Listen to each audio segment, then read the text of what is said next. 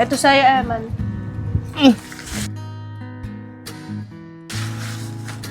Ano to? Ang tigas. Parang bato. Kaya pa ba to ng kape? Pagtimpla mo nga ako ng kape doon. Baka sakali, lumambot pa to sa kape. Tigas eh.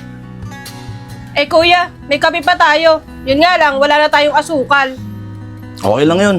Kahit walang asukal, tsagain na natin yun. Tila sa akin, may amag na. Iba na kasing lasa.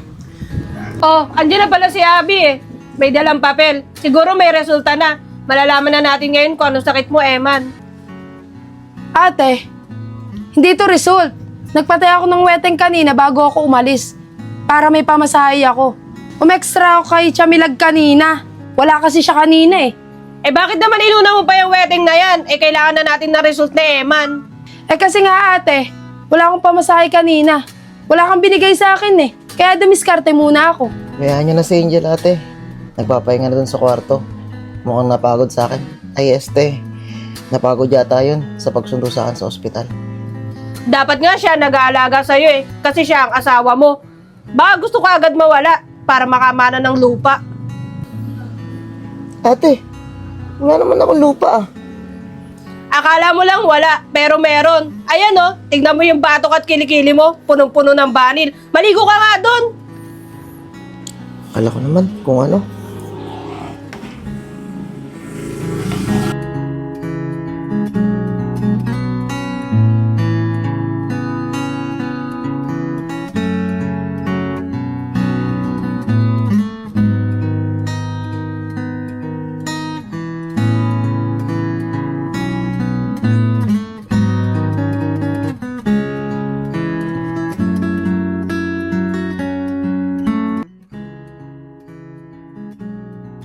Oh, dahan-dahan lang ah. Kapapalit ko lang ng damit sa'yo.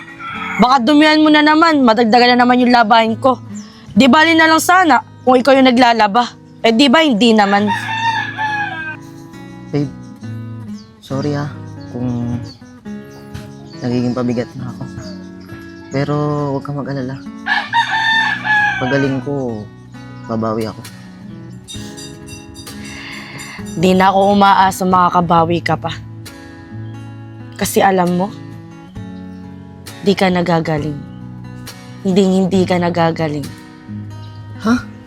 Anong ibig mong sabihin? Wala.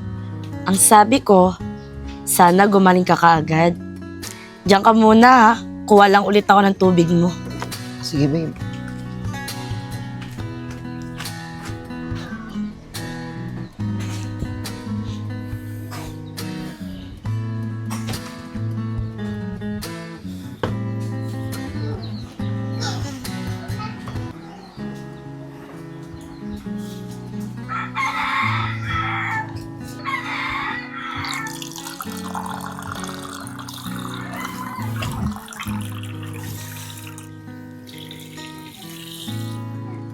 Hoy, babae. Siguro may kinalaman ka sa nangyayari sa akin ngayon, ano? Nangyayari? Bakit? Ano ba nangyayari sa'yo? Huwag ka na magmaang-maangan. Ikaw ang dahilan kung bakit ako nagkaganito. Nagkaganito lang ako simula nung may mangyari sa ating dalawa. Oh, kinalaman ko dyan. Bakit parang kasalanan ko pa? Bakit? Kasalanan ko bang pinagsamantalahan mo ako? O sige, sabihin na natin may sakit ako. Sige, tara. Magsumbong tayo. Sabihin natin, kaya ka nagkasakit kasi pinagsamantalahan mo ako. Tara, samahan pa kita. Gusto mo ako pa mismo magsabi eh. Huwag, Angel. Huwag, Angel. Nagmamakaawa ako sa'yo. Itatakwil ako ng buo kong pamilya kapag nalaman nila to. Huwag na huwag mong sasabihin. Oh, bakit bigla kang bumait? Kanina, ang tapang-tapang mo. Ngayon, parang ang asong napakabait.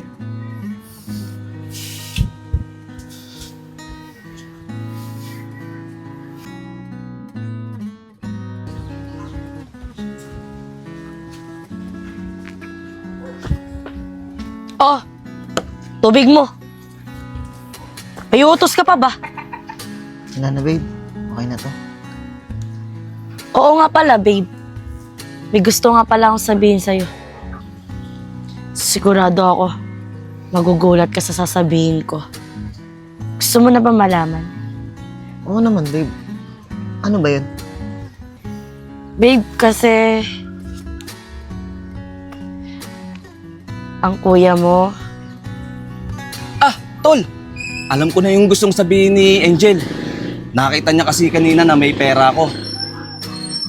Ito, pambili ko sana ng patuka ng manok to eh. Ibigay mo to kay Angel. Pambili natin ng pagkain mamaya. Ah, yun lang naman pala. Akala ko naman kung ano na. Kinabahan tuloy ako. Salamat dito, kuya. Babe, ako na aabot. Diyan ka na lang para di ka na mapagod.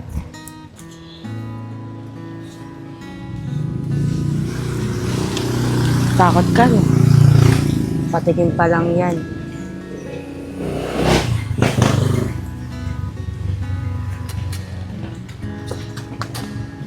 Babe, anong gusto mong ulamin mamaya? Wala pa akong naiisip eh. Pero ang gusto ko ngayon, maglakad-lakad sa lugar na presko ang hangin. Pwede mo ba akong samahan? Kung okay lang. Okay lang naman. Sige, magpapalit muna ako ng damit. Ikukuha na rin kita ng pamalit mong damit.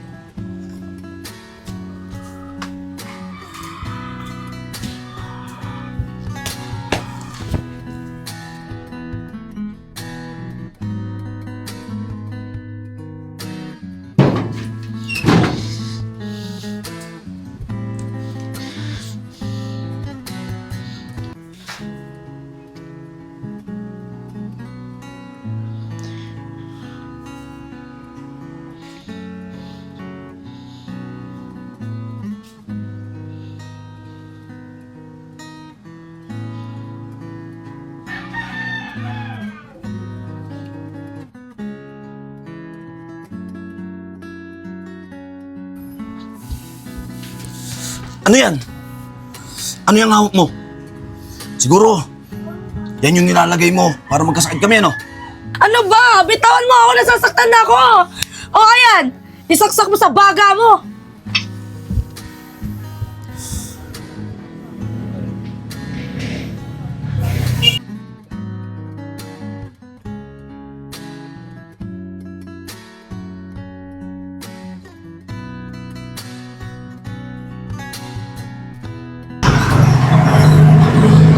Sabi ko naman sa'yo, gusto ko maglakad-lakad sa mahangin at presko na lugar. Ba't naman sa part ng munisipyo mo ko dinala? Kaya ang init-init dun. Ang arte-arte mo naman. Buti nga sinamahan pa kita eh. E di sana ikaw na lang mag-isa naghanap ng pupuntahan mo. Sorry na, bakit ba lagi kang galit sa akin? Eh gusto ko lang naman gumaan-gaan yung pakiramdam ko. Sa tingin mo, gagawin yung pakiramdam mo sa pag-alagala na yan? Eh pinapagod mo lang sarili mo eh. Ang totoo niyan, gusto lang sana kitang masolo. Kasi pag dun sa bahay, lagi kang galit. Lagi ka rin umaalis. Saan ka ba nagpupunta? Pati ba naman pag alis-alis ko, tinatanong mo pa? Ano gusto mo? Magkulong na lang ako sa bahay. Ano ako? Alila mo?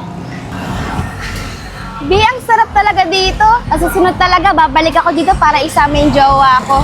Oo nga, Be, ang sarap. Susunod na babalik ka, sama ulit ako, ha? Oo! Parang si Emma yun, ah. Tara nga, lapitan natin. Sige.